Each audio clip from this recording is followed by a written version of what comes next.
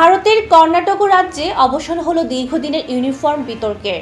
পূর্ববর্তী বিজেপি সরকারের জারি করা বিতর্কিত পোশাক নীতি বাতিল করেছে রাজ্যের বর্তমান কংগ্রেস সরকার। নতুন এক নির্দেশনায় স্কুল ও প্রি ইউনিভার্সিটি কলেজের শিক্ষার্থীদের জন্য নির্ধারিত পোশাকের পাশাপাশি সীমিত পরিসরে ধর্মীয় প্রতীক ব্যবহারের অনুমতি দেওয়া হয়েছে। ঐতিহাসিক এই সিদ্ধান্তের ফলে কর্ণাটকের মুসলিম ছাত্রীদের শিক্ষা প্রতিষ্ঠানে হিজাব পরার ক্ষেত্রে আর কোনো আইনি বাধা রইল না। তবে কেবল হিজাবই নয়, নতুন নিয়ম অনুযায়ী শিক্ষার্থীরা এখন থেকে পাগড়ি, শিবধারা কিংবা রুদ্রাক্ষের মতো ধর্মীয় প্রতীকও পরিধান করতে পারবে।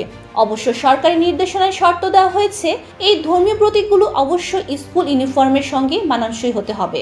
এর আগে 2022 সালের 5 ফেব্রুয়ারি তৎকালীন বিজেপি সরকার এক আদেশের মাধ্যমে শিক্ষা প্রতিষ্ঠানে সব ধরনের ধর্মীয় পোশাক ও প্রতীক নিষিদ্ধ করেছিল।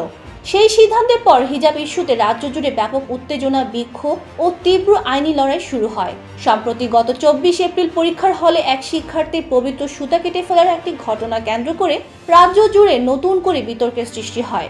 এর মাত্র কয়েক সপ্তাহের মাথায় 13 মে পূর্ববর্তী আদেশটি আনুষ্ঠানিকভাবে প্রত্যাহার করে নিল কর্ণাটক সরকার। এই পদক্ষেপের মাধ্যমে শিক্ষা প্রতিষ্ঠানে যেমন ধর্মীয় স্বাধীনতার পথ সুগম হলো, তেমনি দীর্ঘদিনের সামাজিক ও রাজনৈতিক অস্থিরতারও এক ধরনের অবসান ঘটল বলে মনে করছেন বিশ্লেষকরা।